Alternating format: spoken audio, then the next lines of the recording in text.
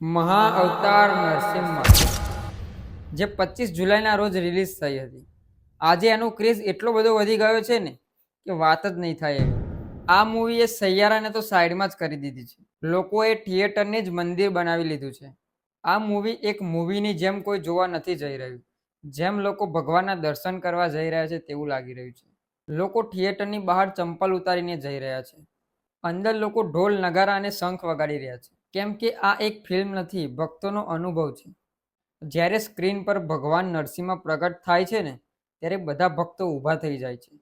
હાથ જોડીને બસ પૂરી શ્રદ્ધાથી આ મૂવીની રિસ્પેક્ટ કરી રહ્યા છે.